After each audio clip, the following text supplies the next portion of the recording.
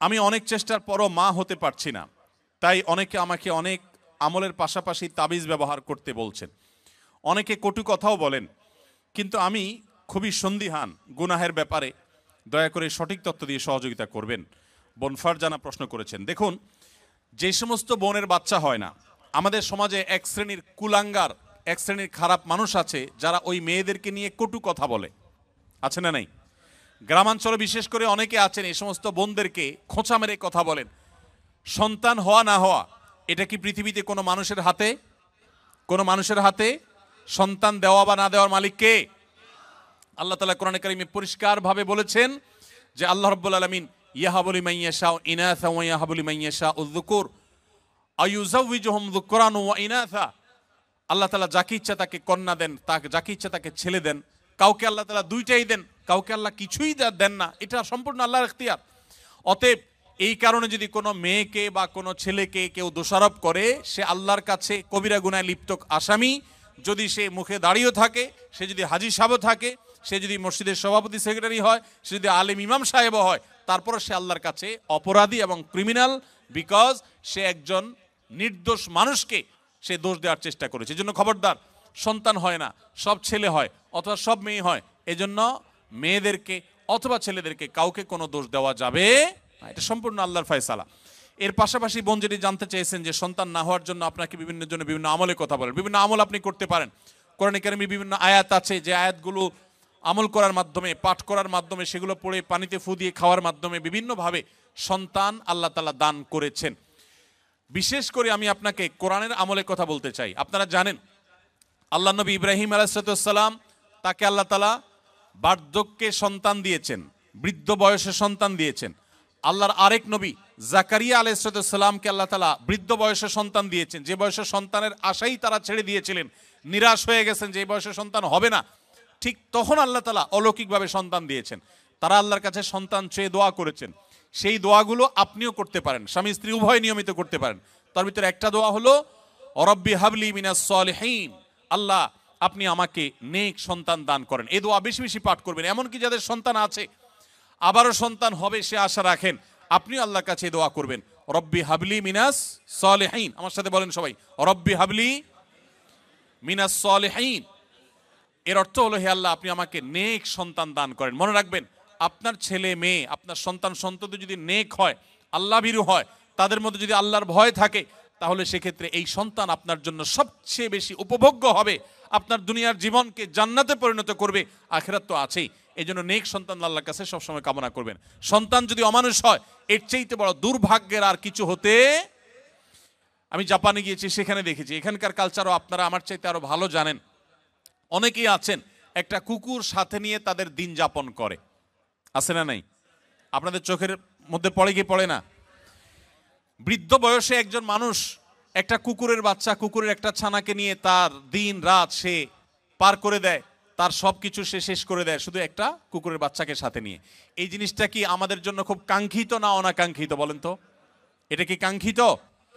এরা কেন এরকম করে? কারণ ওই যে সন্তান সন্ততি নাতিপুতি তাদেরকে হাতের কাছে পায় না। মানুষ আদর করতে পারলে কেউ তো আর পশু আদর করে থাকতো না, ভাইরা আমার। এই জন্য আপনাদেরকে আমি বলতে চাই, নিজের সন্তানকে যদি ঈমান শিখান, তাওহীদ শিখান, মনে রাখবেন পৃথিবীতে ঈমানদার কোন সন্তান তার বাবা মাকে বার্ধক্যে রেখে দূরে চিরকালের জন্য সম্পর্ক ছিন্ন করে চলে যেতে পারে।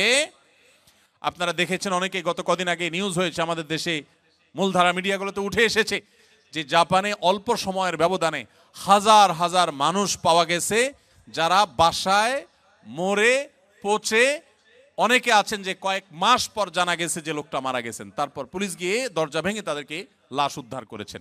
কারণ তারা একাকী থাকতেন, কেউ সাথে থাকতো না। এর চাইতে বড় বেদনার, এর চাইতে বড় যন্ত্রণার, এর চাইতে বড় কষ্টের আর কি হতে পারে যে বার্ধক্যে এসে তারা কোনো মানুষ পাবে না। আপনি যদি চান যে আপনার সন্তান সন্ততি মৃত্যুর আগ পর্যন্ত আপনার পাশে থাকবে, আপনাকে আগলে রাখবে, আপনাকে স্নেহ মমতা দিবে, ভালোবাসা দিবে, তাহলে মনে রাখবেন একমাত্র পথ তাদেরকে মুসলমান বানানো, আল্লাহ ভীরু বানানো।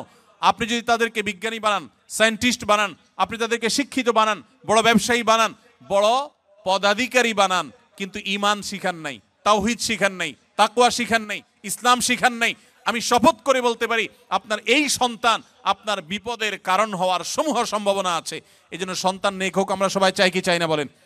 তাহলে দোয়া করতে হবে। যে বোন চেয়েছেন তার জন্য এবং অন্য সবার জন্য বলছি, রব্বি হাবলি মিনাস সলিহিন, বেশি বেশি করে পাঠ করবেন। আরেকটা দোয়া হলো রব্বি লা তাদারনি ফারদা ওয়া আনতা খায়রুল ওয়ারিসিন। বিশেষ করে যাদের সন্তান হয় না তারা এই দোয়াটা বেশি বেশি পাঠ করবেন, রব্বি লা তাদারনি ফারদা, হে আল্লাহ আমাকে একা আপনি রেখে দিবেন না, ওয়া আনতা খায়রুল ওয়ারিসিন, আপনি সর্বোত্তম ওয়ারিস, তারপরেও আপনি আমাকে নেক সন্তান দান করুন। এই দোয়ার মধ্যে সেটি চাওয়া হয়েছে। অতএব রব্বি লা তাজারনি ফারদা ওয়া আনতা খায়রুল ওয়ারিসিন, এই দোয়া পাঠ করবেন ইনশাআল্লাহ তাআলা। এর বাইরেও আরো বহু দোয়া আছে, রব্বি হাবলি মিন লাদুনকা যুররিয়াতান তাইয়্যিবা, রব্বি হাবলি মিন লাদুনকা যুররিয়াতান তাইয়্যিবা, আল্লাহ আপনার পক্ষ থেকে আপনি আমাকে পবিত্র এবং ভালো সন্তান দান করেন, ইন্নাকা সামিউদ দুআ, আপনি দোয়া শ্রবণকারী। আমি আমার জীবনে বুঝজ্ঞান হয়েছে থেকে নিয়ে একটি দোয়া ছাড়ি নাই। রব্বানা হাব লানা মিন আজওয়াজিনা ওয়া যুররিয়াতিনা কুররাতা আয়ুন ওয়াজআলনা লিল মুত্তাকিনা ইমামা। সূরা ফুরকান আয়াত নম্বর 74, 74 আয়াত নম্বর। সূরার নাম হলো সূরা আল ফুরকান। এই আয়াতে যে দোয়া আছে, এখানে যারা অবিবাহিত আছেন তারা এই দোয়া এখন থেকে পাঠ করতে পারেন। আল্লাহ তাআলা নেক বা ভালো স্ত্রী যদি জীবনে না দেন তো আপনার জীবনে অনেক কিছু হওয়ার পরও সুখ শান্তি আপনি পাবেন না। সো নেক স্ত্রী এবং মেয়েদের জন্য নেক স্বামী, এই উভয় পক্ষের জন্য একই দোয়া, কমন দোয়া, আপনারা দোয়াটা পড়তে পারেন নেক সন্তানের জন্য। আমি জীবন দোয়া চেয়েছেন, পরামর্শ চেয়েছেন, তাকে বলবো এই দোয়াগুলো আপনি বেশি বেশি পড়বেন। সূরা ফুরকানের 74 নম্বর আয়াত, এর বাইরে আরো 3টা দোয়া পড়েছি, রব্বি হাবলি মিনাস সলিহিন, রব্বি লা তাজারনি ফারদা ওয়া আনতা খায়রুল ওয়ারিসিন, রব্বি হাবলি মিন লাদুনকা যুররিয়াতান তাইয়্যিবা ইন্নাকা সামিউদ দুআ। এই 4টি দোয়া নিয়মিত পড়বেন, ইনশাআল্লাহ সন্তানহীনতার কষ্ট দূর হবে। এরপরও যদি আল্লাহ না দেন তো মনে রাখবেন আল্লাহ তাআলা যা দিয়েছেন এর মধ্যে আপনার কল্যাণ আছে। সন্তান হয়েছে কিন্তু অমানুষ হয়েছে, খারাপ হয়েছে, অসুস্থ হয়েছে, বিকলাঙ্গ হয়েছে, তার চাইতে আল্লাহ তাআলা না দেওয়াটা আপনার জন্য কখনোই ক্ষতিকর নয়। এই জন্য আল্লাহর ফয়সালায় সন্তুষ্ট থাকবেন। তবে তাবিজের যে ব্যবহার, এটি সুন্নাহর খেলাফ। নবী করিম সাল্লাল্লাহু আলাইহি সাল্লাম কখনো তাবিজ দেননি, ব্যবহার করেননি। এই তাবিজের ব্যবহারে কোরআনে কারীমের আয়াত থাকলে সেটা জায়েজ কিনা জায়েজ, এটা নিয়ে ওলামাদের যে ইখতিলাফ বা মত পার্থক্য আছে, এর ঊর্ধ্বে উঠে আপনি নিশ্চিতভাবে জানতে পারেন তাবিজের ব্যবহার এটা নবী সাল্লাল্লাহু আলাইহি সাল্লামের সুন্নাহ না।